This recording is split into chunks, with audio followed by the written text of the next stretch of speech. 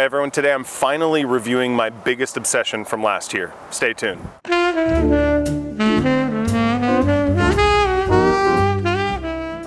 My obsession, as you can tell from the title, is Byredo's Tobacco Mandarin.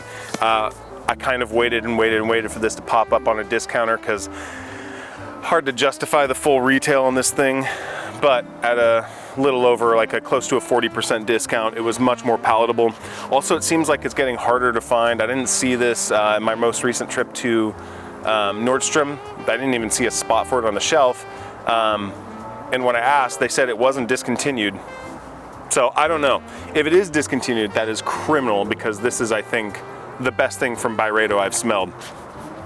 It comes in this beautiful white sleeve, and in it's Night Vale, because this is from the Night Vale collection.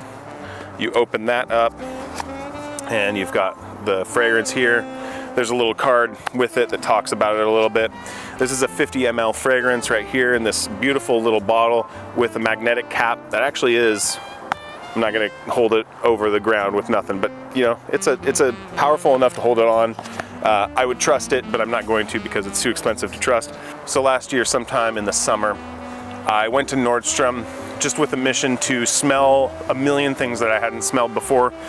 And I was going through the Byredos, and there are a lot of really interesting ones that I was attracted to. And I smelled this one, and immediately it knocked my socks off. Immediately, it took me to another place and time, and I was immediately thinking and imagining, and it just kind of struck me so deeply. I made myself a little sample because Nordstrom, at the time, you could still do that. It seems like since then they have now made it so you can't, but I made myself a sample, went home, wore it several more times, loved it more and more every time because I was just so obsessed with it. This is such an interesting fragrance. So I'm gonna read you the notes, but I don't think the notes tell the whole story. So the notes in this are coriander seeds, mandarin, heart of labdanum and leather, a base of olibanum, oud, and frankincense.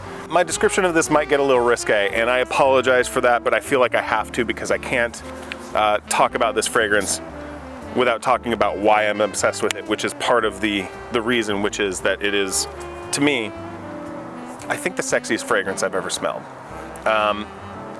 This is, when I smell it, it is totally unisex. I think it can go either way, man or woman. But when I smell this, I immediately think of a woman. And forgive the description, but I have to because that is what this bottle evokes, is this thought in my mind. When I smell this, I see a woman emerging naked from a cloud of smoke, tobacco smoke, like she has got a cigar in one hand and an armful of juicy mandarin oranges. And she's like kind of fresh out of the shower and went for a run. So she's got a little bit of a sweaty thing going on, but I've talked about this before, I think. So this fragrance has a heavy dose of cumin. It's got this mandarin orange, it's got this tobacco, and then it's got this kind of like, I don't think it's even listed in the notes, but there's like this very subtle, very light soapy note. And it kind of provides this security and safety to the fragrance. Otherwise, you have a whole bunch of notes that come across as like maybe a little bit jarring and maybe a little bit animalistic. But the addition of the kind of the cleanliness note, the clean soapy note, does something where it takes this fragrance and it makes it dangerous but safe. Because this is a bold, like unique DNA. I've never smelled anything like this except for the clone that I'll talk about in a little while. But this is such a rich, beautiful fragrance. Honestly, I have not smelled anything like this, and it is one of my absolute favorites. I don't know if I talked about it in the Joey's for last year, and I think part of the reason why is because I've been wanting to save this for a video that I'm going to feature this in later on. I am going to feature that. This is a big part of that. And I don't want to make a million videos about it on my channel, but I figured I have to review it, I have to talk about it. I should talk about this and its clone because I think they're both worth talking about. But this is just such a beautiful fragrance. That being said, I still honestly do think that it could be man or woman that wears this, but I just don't think I could imagine anything sexier on a woman than this. This is just, simultaneously, this could also be like a powerful scent. Like if you're a boss woman and you want to make a statement, you want to turn heads, this will do that. I mean, honestly, this is one of the most shockingly enrapturing fragrances I've ever smelled. I think I've gone through, I mean, this is an extrait as well, so you don't have to spray very much of it, and a little goes a long way. It's just so addictive. The sweetness, the smoke, the richness. It is definitely a fall and winter fragrance. This gets funky in the summertime. Not funky, but it's very powerful. So if you put heat on this, it goes way through the roof. But boy, you got to get your hands on this somehow. And let me make a recommendation on that. So let us assume that Nordstrom has stopped carrying tobacco Mandarin, and you can't get it anymore from them. It is still available on Byredo's website, but let's just pretend for a second that it is discontinued. What do you do if you still want to smell this DNA? Well, you're in luck, because another fragrance I've talked about on this channel is from Paris Corner, the Amir Vibrant Spicy Tobacco. I think at this point I've got 3 or 4 Paris Corner clones, and I think all of them are pretty outstanding. But doing side-by-sides with the original, you can tell a slight difference. So these are the 2 of them side by side. And there's a noticeable difference. They both, the thing is, I will say, the thing I like about the Paris Corners is that they still smell high quality. They don't smell cheap. They smell high quality and maybe like a slight twist. So their version of Cedrat Boisé kind of focuses more on the citruses in that fragrance, less on the woods in my estimation.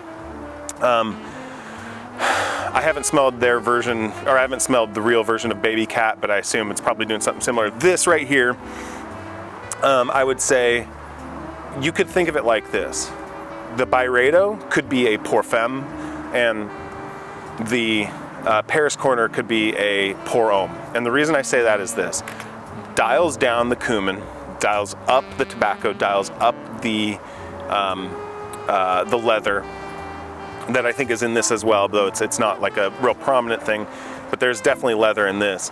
And the tobacco in this is less of a smoky tobacco, and it's more of an ashy tobacco.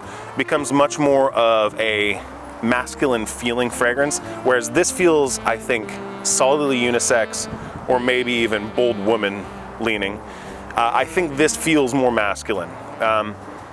It's not quite as sweet as the Byredo. Actually, I wouldn't say I would say it's not as sweet.